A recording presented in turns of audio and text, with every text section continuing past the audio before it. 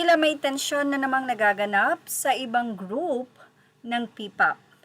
Well, hindi man nga nag-mention kung sino ang tinutukoy ng isang fan na ito or ng isang 18, pero halata na ipinagtatanggol niya ang grupo sa isang mapanirang pananalita.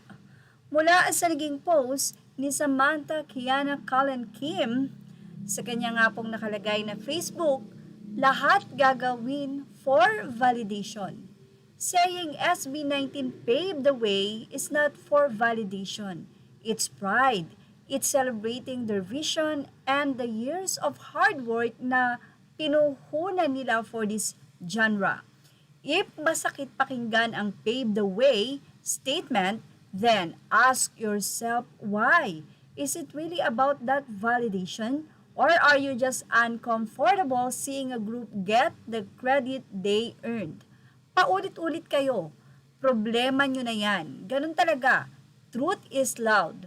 We are not the problem here. It's some people's refusal to acknowledge the facts. We are not feeling superior and we are not repeating it to seek any group's approval. And I am not posting this for clout, nor gustong gatungan ang mga fan wars. I'm just trying to remind some people that acknowledging the pioneer doesn't diminish the successor. Hindi nyo kailangang magalit. Walang dapat na ikagalit. Sa totoo lang, napakatahimik ng SB19, especially sa mga credits na nakukuha nila sa social media online for sure na aware po sila dyan. Pero kahit kailan, hindi nila ito pinost or nirepost or ipinagmalaki sa kanilang social media page. Wala kayong nakitang ganon because of humbleness na meron ng SB19. Ganun pa man, marami talaga ang nasisira because of envy or inggit.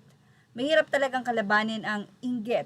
Pero sa ngayon, mas dapat ay magsuportahan na katulad nga ng ginagawa ng SB19 na nag-open ng opportunity sa maraming Pinoy pop group na kung saan ay dating hindi kinikilala.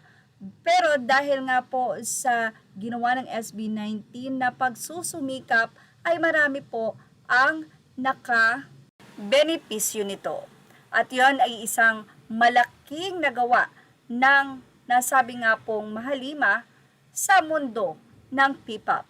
Well, ano masasabi niyo about dito? Ilagay na ang iyong opinion sa ating comment section. Images are all credit to the rightful owners. Thank you for watching Showbiz Now.